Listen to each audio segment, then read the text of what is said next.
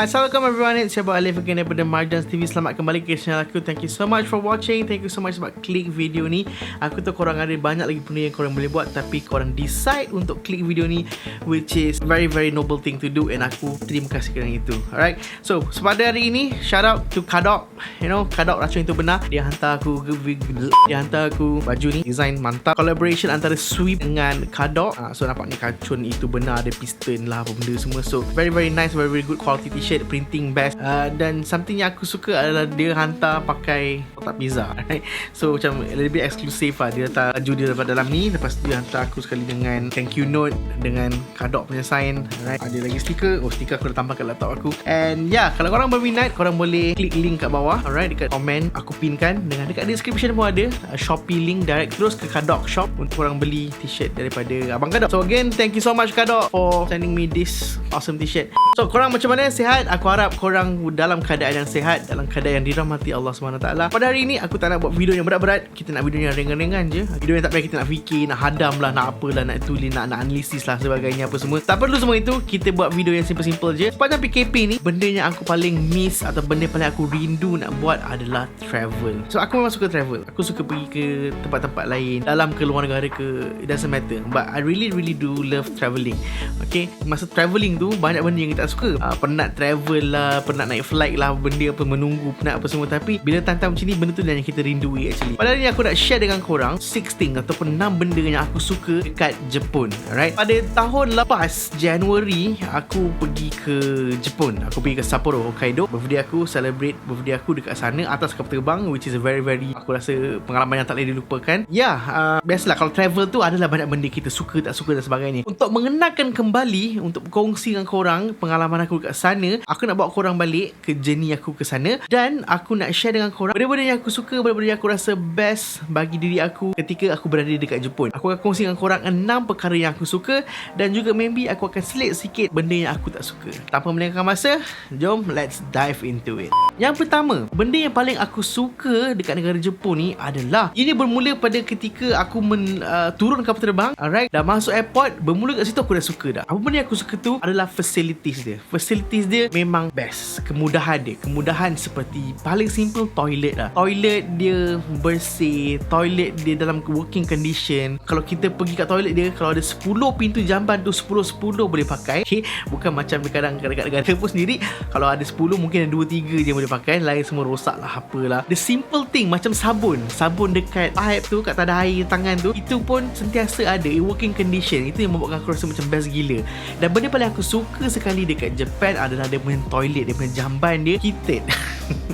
Yeah, it may sound funny, it may sound macam silly, tapi aku suka gila sebab kat Sapporo, Hokkaido tu antara paling sejuk sekali kat Jepun lah, sebab dia kat belah utara kat Jepun tu.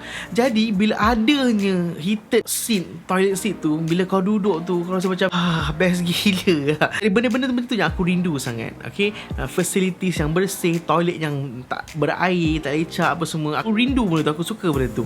Aku sebenarnya seorang manusia yang okay untuk tak ada pipe air bidet tu kan. Aku okay untuk tak ada benda tu. Tetapi aku pergi banyak negara. Aku pergi ke New Zealand lah, Jepun, Singapore lah, you name it. Negara-negara ni memang jenis tak ada pipe air tu tau. Jadi apakah kelebihan bila tak ada pipe air tu adalah tandas tu kering. Bila tandas kering tu dia bersih lah, tak adalah lecak sana macam ni semua kan. And aku suka benda tu. I can live with it sebab tanpa pipe tu kita boleh pakai botol. Kita boleh pakai botol lah, pakai apalah. Banyak lagi cara untuk beristinja, dan benda tu semestinya akan lebih kering daripada pakai bidet. I really love having a dry toilet. Benda yang kedua aku suka sangat dekat Jepun adalah food dia, makanan dia.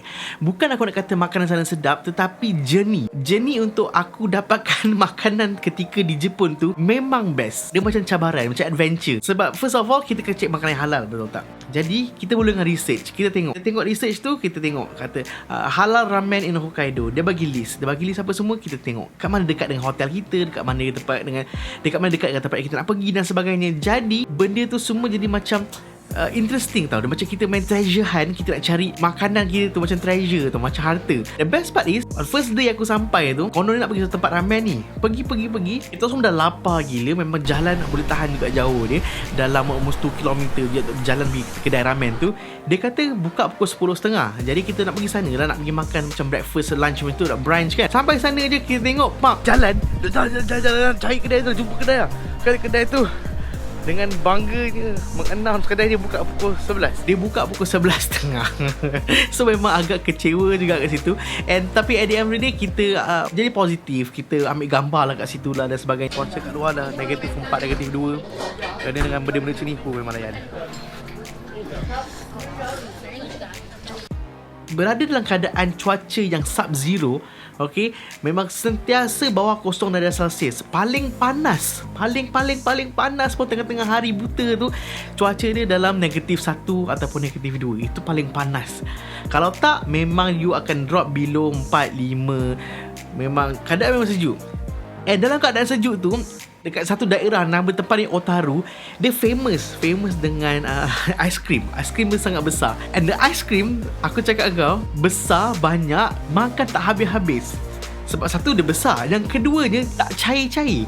Sebab kau practically kau makan aiskrim tu dalam freezer dalam keadaan cuaca sejuk. Jadi satu aiskrim tu boleh tahan lebih pada 2 jam. Aku bawa pergi berjalan, pergi sana, pergi sini.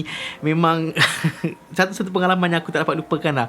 Makan aiskrim di bawah sub-zero condition, surprisingly sedap. Benda yang ketiga aku rindu dan aku suka sangat dekat Jepun adalah dia punya vending machine.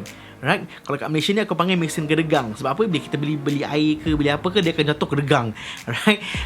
So itu mesin tu, vending machine tu aku suka gila dekat Jepun. Sebab kalau kita kat Malaysia ni, kalau kita boleh nampak vending machine jual air. Air apa? Air kotak lah, air mineral, air normal, air biasa. Okay, air yang biasa. Lepas tu kalau kita pergi hospital, lain sikit. Ada air air panas lah sebagainya, macam tu semua. Dekat Jepun, aku suka gila vending machine dia sebab dia jual macam-macam. Paling best, kopi yang panas. Dalam tin kopi kita dapat Nescafe tu sejuk kan, yang dia punya tu memang hot. And selain daripada benda-benda macam tu, ada sup jagung lah, ada sup tu lah, sup inilah, sup kentang lah, ada makanan lah, and air teh dia pun berjenis-jenis, air teh susu dia. Really interesting. Dan aku banyak menghabiskan duit aku dekat sana dengan membeli barang-barang ataupun makanan, air, minuman dekat vending machine.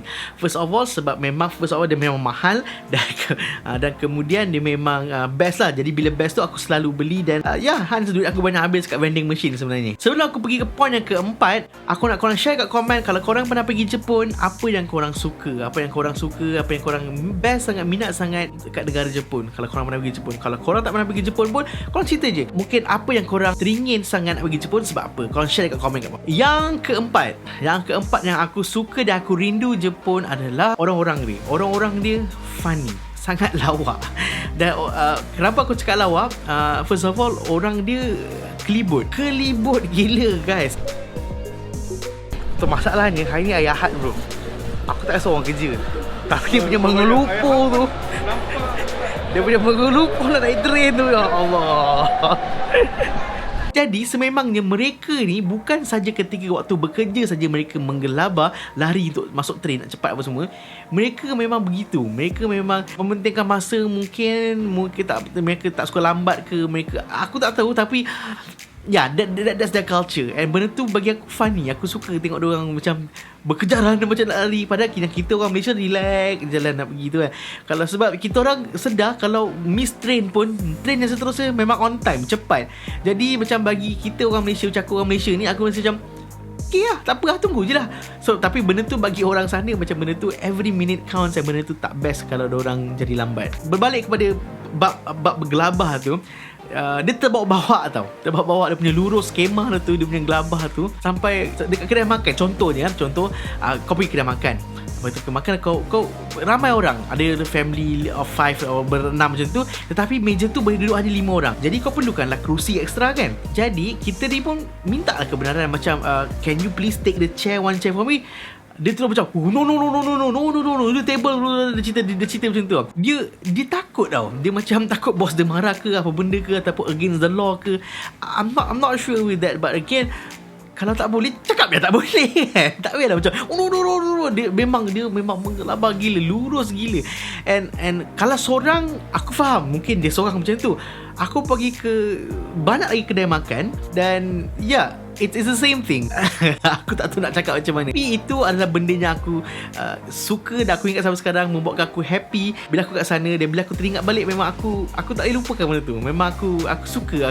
That is a very fond memory of me dekat Japan. Dan itu adalah part dan benda yang aku suka dekat Japan. Orang-orang ni, selain daripada baik, dia memang baik, helpful dan sebagainya, but again, they being funny tu adalah benda yang betul impact kat aku. Dan aku suka orang macam tu. Yang kelima, benda yang aku suka dekat Jepun, terutama dekat Sapporo Hokkaido ni, dia punya transportation dia very reliable. Sangat-sangat boleh dipercayai lah. Kalau kau boleh bergantung harap untuk kau pergi ke mana-mana tanpa kau tahu destinasi ke, tanpa kau tahu ni bas yang betul atau bas yang salah ke, it's very easy. Kalau kita tengok dia punya rail punya map tu, memang berselirat, memang huru-hara, but again the system is very smooth.